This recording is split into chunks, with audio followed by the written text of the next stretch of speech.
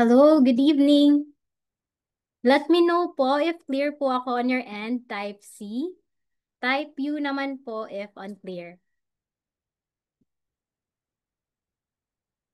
Ayun, thank you so much for your feedback. Once again, good evening, everyone. Thank you for spending your Tuesday evening with us. By the way, let me just introduce myself. I am Monat Pangatungan, Visayas Business Development and Market Education Officer of First Metro Securities, the stock brokerage arm of the Metro Bank Group. And our company is dedicated to promote financial literacy and create awareness on investment opportunities to empower individuals like you and me and even institutions to attain their financial goal. And we envision to be the largest and most trusted Philippine investment solutions partner. And it is my honor and pleasure to serve as your host slash speaker for this evening session. So we continue to conduct these sessions, financial and investment literacy session, whether on-site or face-to-face. However, due to pandemic, we shifted to a webinar format, and we are still glad that we are continuously invited by public institutions, private institutions, and academic institutions. That is on top of the monthly webinars that we conduct here in First Metro Security. So it's really amazing how technology enables us to add value wherever you are located. So, tingnan po natin saan po ba kayo tuning in ngayon. Kindly type your location on the chat box. So, I'm in Cebu. Ayun, may taga Cebu din. Mayong gabi diha. We have from Makati, Lipa, QC, Israel, Mandaluyong, Hong Kong, ang rami na. Argao, Antique, Sucat, Qatar, Las Piñas. Magandang umaga, hapon, at gabi po sa inyong lahat. Okay. So we are actually closing one chapter and opening a smarter one. So as we say goodbye to First Metro Classic and hello to a more powerful trading experience, we prepared this webinar to discuss about the benefits of the enhanced platform. Since starting September 12 po, once you sign in to our First MetroSec website, you will be directed to the enhanced First MetroSec platform. So in this session, we will be tackling two things: introduce the enhanced First MetroSec platform, and then the difference between Classic and the new first or the enhanced First MetroSec platform. Once you sign in po, so we have here the comparison between Classic and the enhanced First MetroSec platform. So both the platform will display this announcement. But in the enhanced First MetroSec platform, anywhere you click po, you can just easily close the announcement. Unlike in the Classic, as I have observed, you really need to either click this X or close window for you to terminate that announcement on the screen. So as you can see po, obviously there is quite difference on the interface of the Classic and the enhanced platform. So by default, we have this ticker tape on the enhanced platform. So this is turned on. So who usually likes to see ba ticker tape? Type 1 naman po. Meron bang gustong makakita ng ticker tape while trading? If hindi naman, ayan. 'Di ba parang nasa trading floor ka yung feels mo. Ayun, marami. Kung hindi mo naman type na may ticker tape, type 2. Meron bang ayaw ng ticker tape? So far, wala akong nakikita. But any case, baka hindi lang siya nagta-type. Kung ayaw nyo po makakita ng ticker tape, you can actually just turn it off. Oh? Just switch this off. So whether gusto mo ng ticker tape or ayaw mo ng ticker tape, suitable yung enhanced First MetroSec platform sa'yo. Another difference naman, we have this on the left side of the screen, no, for the enhanced First MetroSec platform. You can see the market summary. So whatever buttons you click po in this platform, whether you go to trade, quotes, or sa chat, sa chart or sa news, this side of the screen will retain. So at least you still have the insight of the whole market, no? Kahit saang tab ka man nag-check. And you can actually see here the holdings and as well as the uh, foreign and also the local buyers and seller, whether they are not buyers or not seller, and even the whole transaction volume. May page 2 naman po yung market summary natin. Makikita nyo dito yung top gainers, worst losers, and most active na mga stocks. So the same thing, whether kahit ano yung i-click nyo dito banda, nandito pa rin yung market summary. Still visible. And as you can see, meron din po tayong watch list. Actually, in one of the questions we received in advance, may question doon na, will we be adding watch list on the left side of the screen? Or will there be a multi-tab for portfolios that we can create under watch list? So, nakinig po kami sa inyo. So, this is the answer. You may actually set up 5 watch list po dito. Pero you cannot rename it as of now. But per watch list, you can add as many as 30 stocks. So you can see here the price and the percentage change. Pwede po pa type ng C if clear po yung audio ko. Kasi parang may feedback po na may echo daw. Okay. Sige, thank you so much for that feedback. Clear naman on most of the attendees there. And moving on to the right side of the screen, trade, it is added. So this is useful if you actually go over the other tabs again. And then once you decide something na bibili kayo, you can just easily indicate the stock that you want to buy, the volume. Yung kagandahan dito sa volume you just click yung parang triangle pababa. Makikita nyo po yung minimum number of stocks na pwede nyo bilhin and at what multiples. And you also have here the price and as well as the expiry, if good for 1 day, 1 week, or for 1 month. And then once you decided to sell it or buy it, just click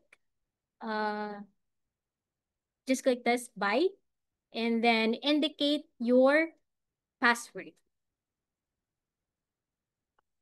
Aside from that, you can also see po yung portfolio. Ito, wala din to sa Classic. And the good thing about this is that you can see the total or the consolidated amount of your portfolio. Meron naman specific lang sa stocks, sa funds, and even sa bonds.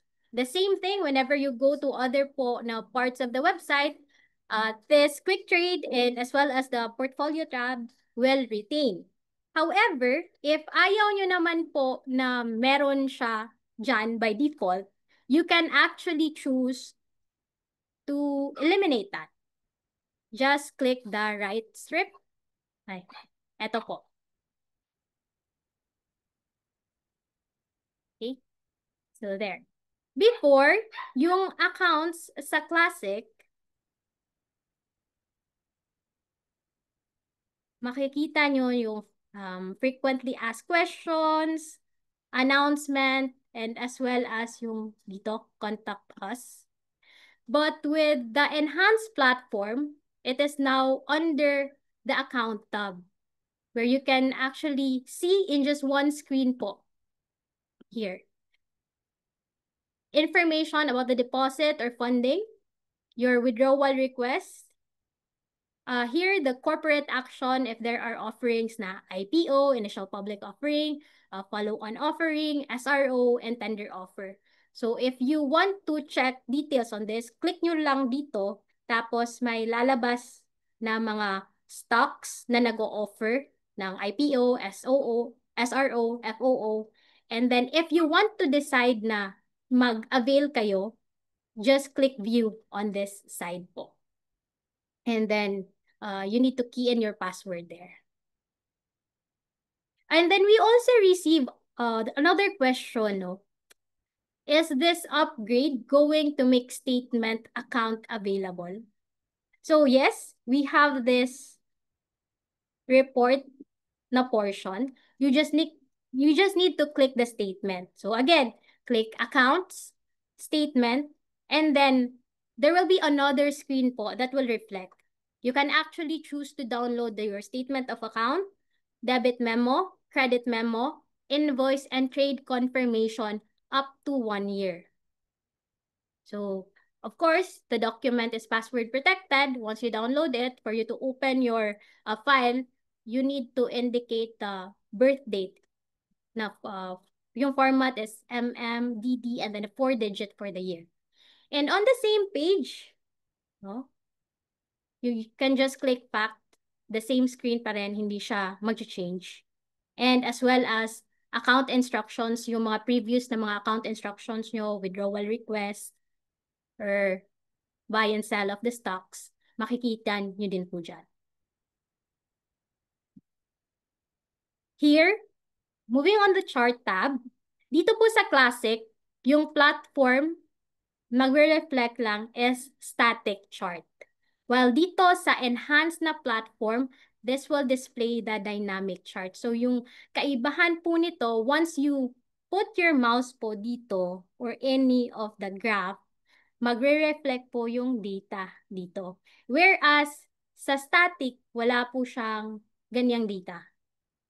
So, yun po yung difference between the enhanced First MetroSec platform with a dynamic chart versus sa classic na static chart lang. And then, what I also discovered, actually, with the chart pattern recognition and interactive chart, when you click this sa enhanced First MetroSec platform, may lalabas na isang another website, no? So dun yun magre-reflect ang chart pattern recognition or interactive chart. Pero andun pa rin po yung dynamic chart na window. Whereas if you compare it with classic, if you've been using po the static or interactive chart or the chart pattern recognition, mapapansin nyo po, isang window lang talaga yung lalabas. So, if you want to change or to watch another chart, you need to switch windows. So, kailangan kang mag-click dito for static, interactive, at saka chart pattern recognition. Whereas with the Enhanced First MetroSec platform, simultaneous siya. Meron ka pang chart pattern recognition while you are continuously watching the dynamic chart. Or you still have the interactive chart while continuously checking other information on the stocks. So, yun po yung kagandahan with the enhanced First MetroSec platform. And then, we also receive another question about the use of AI. You can actually access that on the chart pattern recognition. When you click this, just click AI Assist to get insight on specific na mga stocks. And you can also set alarm for that specific stock, and this will be sent automatically to your email. So as to the technical analysis, no, kasi marami din kami na-receive na question on how can we learn more on technical analysis. So you just go to chart pattern recognition and then click learn technical analysis to learn more about technical analysis. And that is self-paced module po. So yan yung kagandahan niya.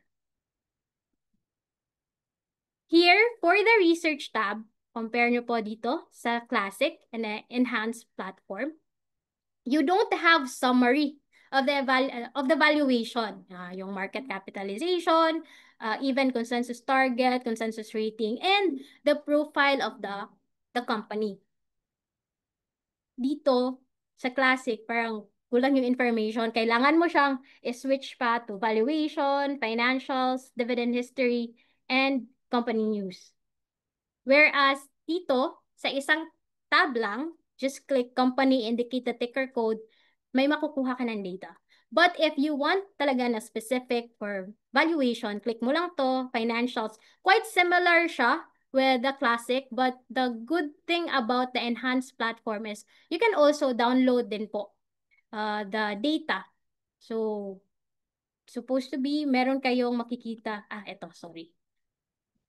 Ito. Makikita nyo yung Excel na icon. Once you click that, the data on valuation, financials, and dividend history automatically downloaded po sa device nyo.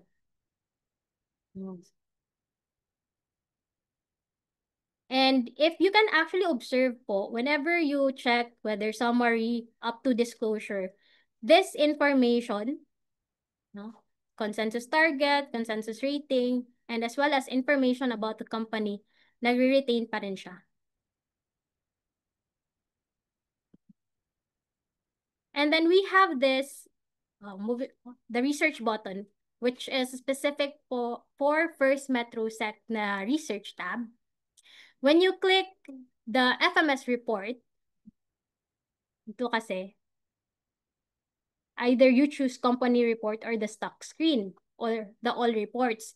Whereas, yung sa First Metro Sec sa enhanced platform, parang na-summarize or consolidated na siya.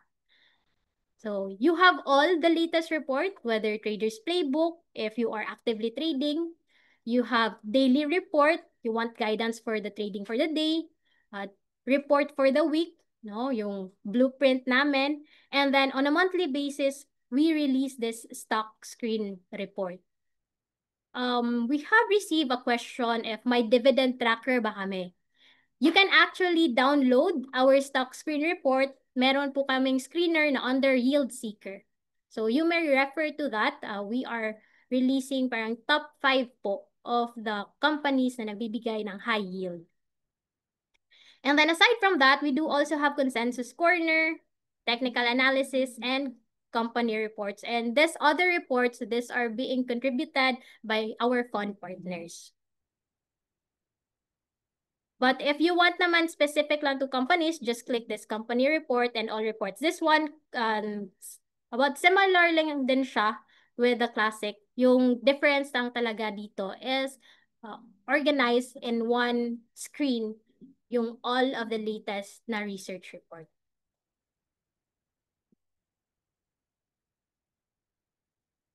Next one is the quotes na tab.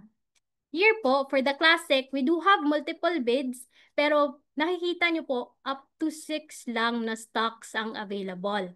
And then, yung custom limit niya, 1 lang.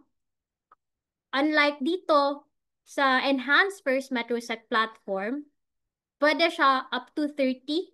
And again, you can create up to 5 watch list. So, yung na-create po dito na watch list, magre-reflect din po siya dito. So that's aside from the predefined na mga stocks, no, the PSEI, all holdings, and all indices. And then, as to the classic, it does not display, no, yung difference dito. Sa dito, we do have the First MetroSec Enhanced Platform, meron siyang volume. Volume and as well as value rather. Ito po, yung difference niya with the classic. Isang column lang. And then here, sa quotes na tab, wala po siyang opening na price. Last, difference, percentage change, high and low, volume, and value lang. Whereas sa Enhanced First MetroSec platform, we do have open price. So may additional po siya na column. So as to the quotes tab, we go on now to the stock information. So here, sa classic, up to 5 lang po yung bid and ask price na volume. Whereas, the Enhanced First MetroSec platform, up to 10 po siya. Although, may option naman kayo na 5 lang makita, but you can also choose 10 naman. So, click lang up to 5, top 5, or top 10. And then dito, makikita mo din yung timestamp na close yung parang nag-match ng mga transactions. And yung main difference din po sa stock information, nakikita mo na dito yung PSE news and disclosures. So parang nag-wonder ka, bakit ba tumataas yung presyo niya? So dito mo makikita yung sagot. Kasi baka may na-release na material yung company na yun yung reason bakit nag-increase yung price or nag-decline yung price. And then, itong part na to, yung summary of the stock, quite similar lang din naman with the classic. But what I like is itong 52-week low and high. For those visuals, mas may grasp sila, makikita na, oh, better ba to buy na? Kasi malapit na sa 52-week or 52-week low, or better to sell na the stock kasi mas malapit na siya sa 52-week high. And then, yung sa baba, we also have this parang volume indicator. So, malalaman mo dito kung ano ba yung volume na mas marami. Mas marami ba yung mga seller or mas marami ba yung mga buyer? So, yung buyer under sa bid, yung green. And then yung seller under sa ask, yung red. So, parang ma-visualize mo kung ano yung situation ng stock. So, itong part na to, if you switch po to different information or data like time and sales, volume review, and as well as buyer and sellers, dito lang po siya magre-reflect. Magre-retain pa rin po ang PSE news and disclosures, as well as yung summary ng stock price, stock information, and yung bid and ask volume, and even yung 52-week high and low.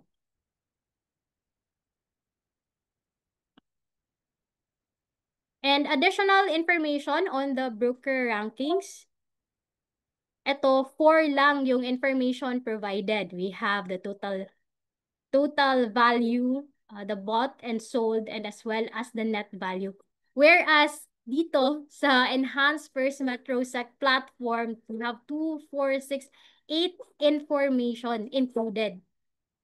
So, if ikaw yung type ng investor na yung actually monitor the movement of the brokerage, kung ano yung binibili nila, sinesell nila, you may check on this po na tab. Ito yung difference ng data.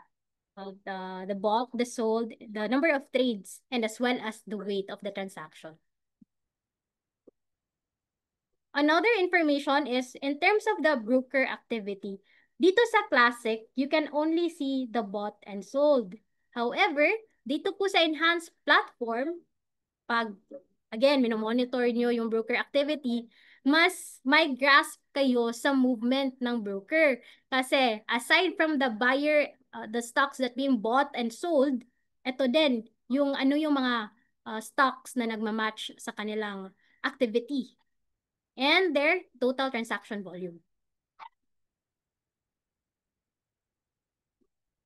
So moving on to the index report. So, may quite different talaga. With the enhanced platform, makikita mo na yung graph ng different indices. And ito, yung information lang is about most active. You need to click pa naman another tab for the top gainer, worst losers, and top traded na mga stocks. Whereas, dito sa Enhanced First Metrosec platform, isang screen lang po, makikita nyo na lahat. Ito. Ito yung top movers, top gainers, worst losers, and actively traded na mga stocks. Plus, the indices. In graphs and in data lang. And this is the total transaction na parang market insight net volume. So you don't need to switch to other tabs para makita mo to. Unlike dito, kailangan mo pang mag-change from one tab to another sa Classic. That's why it's easier sa Enhanced First Metrosec platform. Aside from that, we do have additional tab po for the market movers.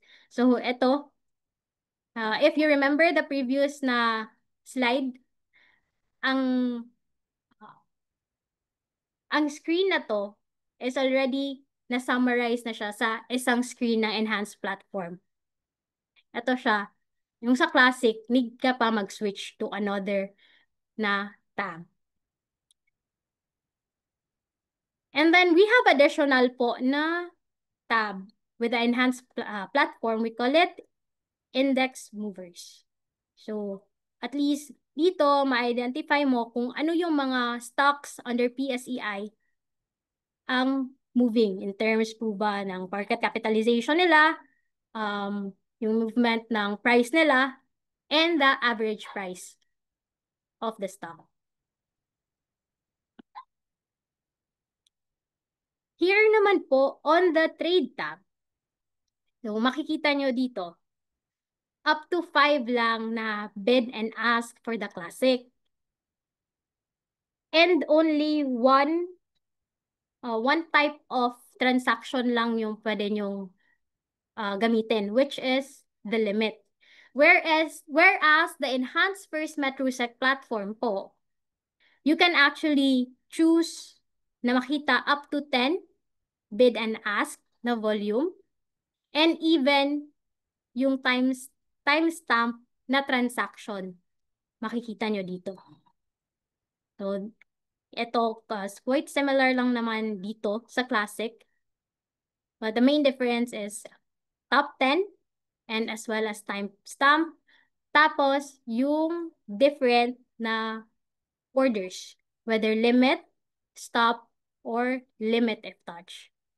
So, yung difference lang naman po, with the limit, wala siyang trigger price na need mo i-indicate, whereas the stop and the let order, under conditional order, may ini-indicate ka na trigger price. Same lang din po siya with the expiry, good for 1 day, 1 week, and 1 month. Tapos dito for the type of market, you can drop down whether normal ba or odd lot. Unlike sa classic, need mo pa siya, may need ka pang i-click dito para you can choose whether normal ba or odd lot. Dito, drop down lang. So once you decide na to buy or sell the stock, you just click here, buy or sell the tab, and then key in your password.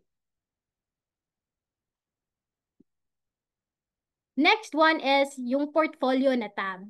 So, yung sa Classic, isa lang po talaga makikita nyo, yung summary of all the stocks.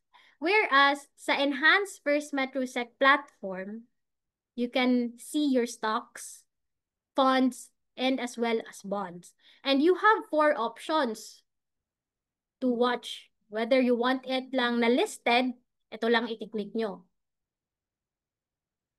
But if you want to see allocation or list of your stocks, bonds in percentage, itong second po na icon yung i-click nyo. So, ito yung total. Makikita mo yung percentage for stocks, bonds, cash, and pooled funds. Dito naman, with the stocks, ini-indicate niya yung percentage per company. With the funds, the same thing, percentage per type of UITF or mutual fund you invested in. And same with bond. Kung ano yung mga bonds na invested mo, tapos in percentage format. Tapos dito, makikita mo yung list of all stocks mo. But you still have another option, the third one, which is historical. So you can see your portfolio performance up to 1 year. But you have actually the option to check 1 month, 3 months, 6 months, year to date, and 1 year. And then the last option that you can check on, it's a combination of the history of your portfolio and also the allocation per asset class, per stock, per bond, and per pooled fund. Dito sa Classic, wala kang choice. So, isa lang. Ililista lang niya lahat yung stocks na available. So, next na tab that we need to check on is the analytics. So, sa Enhanced First MetroSec platform, it is found on quotes, stats, and then under analytics. So, with a percentage change po, in terms of the price, may additional lang sa Enhanced First MetroSec platform. We have the PTD or period to date. So makikita mo yung annual, semi-annual, quarter to date, month to date, week to date, and as well as the average na price niya. Aside from that, you can also see the 1 month na high-low, 3 months, 6 months, 9 months, and as well as the 52-week or even the year-to-date change. The good thing about this is going back to the watch list po. Dito kasi, yung makikita mo lang is PSEI, yung mga predefined na stocks, or even yung sa portfolio mo. Again, dito sa Enhanced First Metrosec platform, pwede mo siyang makita yung watch list na nagawa mo up to 5, and as well as the predefined na mga groups of stock, PSEI or the indices. And ang kagandahan niya, well, same naman with Classic, you can export both na files. Next is comparison between shares. So, ito, sa share naman, makikita mo yung market capitalization for the Enhanced First Metrosec platform. And same thing with Classic. Yung main difference lang talaga nila is, again, the watch list that you can check your portfolio, the 5 watch lists that you set, and as well as the indices.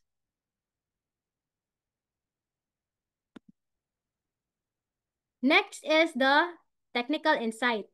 So here, the Classic only showed RSI and as well as moving average. So RSI and moving average, these are the two most common tools po in technical analysis used by the traders to understand and predict the direction of the financial asset price. So what is the RSI? Or this refers to Relative Strength Index. So this will actually provide you insight whether if a stock is bullish ba, oversold, or overbought. Yung difference niya with the Enhanced First Metrosec platform, makikita po nyo yung figure and at the same time, yung equivalent niya na parang insight, whether this figure ba refers to oversold or overbought na stock. So, yung main difference lang naman nila on this one is the numbers na reflect. And also, again, you can check it based on your watch list, the 5 watch list, and your portfolio. Dito, limited, again, portfolio lang, isang watch list mo, tapos indices. And here, as well, with the moving average, yung main difference naman din nila is the same thing, yung figures nagre-reflect sa Enhanced First Metrosec platform. Yung wala naman sa Classic, pero meron tayo sa Enhanced First Metrosec, we have the DMI, or the Directional Movement Index. So the same thing, this will actually suggest whether strong buy ba or overbought na ba ang isang stock or hindi. So you can check on our technical insight to know more about DMI, or Directional Movement Index. We also have MACD, or the Moving Average Convergence Divergence, and as well as the rate of change. So to know more about the additional three, no, the DMI, MACD, and the rate of change, I would suggest that you check on our technical insight sa chart pattern recognition. And next, we have this fundamental tab. Sa fundamental tab, kung makikita nyo po dito sa Classic, you can see similarity kasi same lang sila na dividend yield. Ito, parang different lang yung arrangement, but apat lang din yung data na pinipresent, no? The EPS, price to book, and price to book ratio, price to sales ratio. Yung main difference with the Enhanced First Metrosec platform is that, again, you can check it on your watch list, aside from your portfolio and indices. Dito, limited lang din yung sa Classic. Isang watchlist, tapos yung portfolio mo at indices. Both, you can download the data. Next is yung added sa enhanced platform, we have the volume. Wala siya dito. So, volume for 1 month, 3 months, and the growth for that certain stock. Aside from that, I think meron pa. Ayun, yung consensus target. Wala siya sa Classic. Meron siya sa Enhanced First MetroSec platform. Makikita ulit nyo siya sa portfolio nyo. Makikita nyo yung sa watchlist nyo aside from the indices. Yung kagandahan kasi ng consensus target is if ever wala siya sa coverage ng First MetroSec research team, you have the option po to check on the consensus target. Meaning nito, or yung mga consensus report, meaning kasi nito, ito yung other na mga researches from the other brokerage firm that you can check on. So if walang First MetroSec target price, you can check on the consensus target. And next, we have the news tab. So quite similar lang here. Pero, again, you need to click on this daily disclosures or exchange para makita nyo. Whereas, sa Enhanced First MetroSec platform, summarize po ulit siya.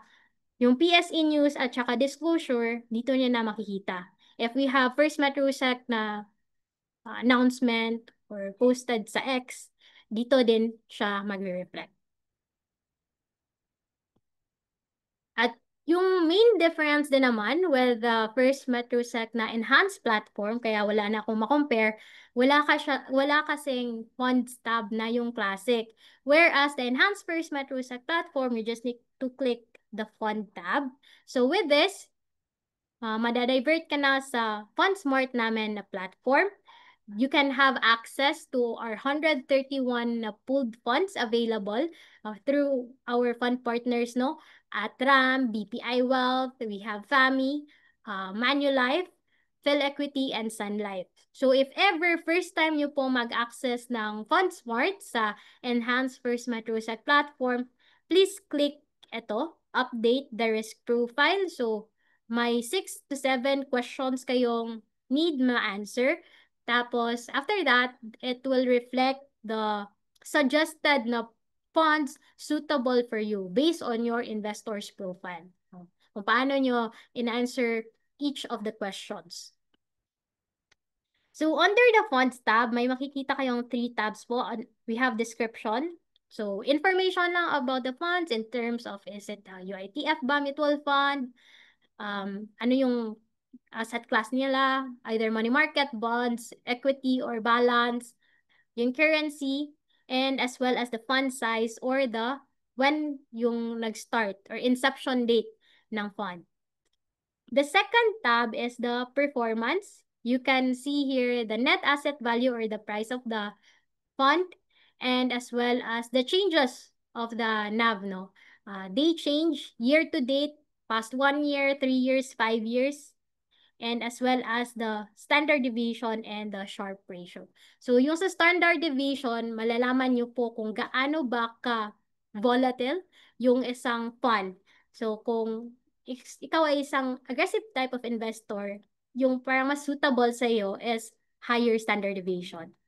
And then ito yung Sharpe ratio. Parang comparison siya between sa mga pooled fund. So if ever may kino-compare kayo na specific na fund and then you want to know which is better, the higher the Sharpe ratio, the better for the fund. So yan yung gamit yung Sharpe ratio. Parang ito yung ma-identify nyo with the additional risk that you are taking, will you be rewarded? So sure, that's the Sharpe ratio. And lastly, we have the fee structure. So, yung sa fee structure, makikita nyo yung management fee. Ito. Tapos, early redemption fee if ever may holding period ang isang UITF or mutual fund. And then, turnaround time no, for the settlement date. At dito, makikita nyo din yung holding period, minimum na investment, minimum additional investment, and minimum na redemption amount. So if ever you want to explore more on a specific type of stock, fund rather, just click the fund name or the fund code para lalabas po siya sa fund profile, no? Under research. So sa fund profile, mas makikita nyo yung kabuuan ng isang fund. Mas malalaman nyo yung ano yung benchmark niya, ano yung past performance niya, yung chart niya for the last, I think, 5 years ata yung maximum dito. Yeah, 5 years. Top holdings and as well as the fund allocation. But if you want to dig more about the data of the fund, you can actually click website, the kids or the key information and investment disclosure statement. So they usually release it quarterly or monthly, depende po siya sa fund. And the DOT or the Declaration of Trust. Dito nyo makikita yung purpose, objective of the fund. So once you decide kung mag-invest na ba kayo sa fund or hindi, eto, just click subscribe. And then indicate the amount that you want to subscribe. There's a minimum amount now, 1,000 pesos for every fund. Once you click subscribe, just key in the password. Pagkatapos nun, this should reflect under your fund tab po. Dito lalabas yung mga funds na in-invest mo.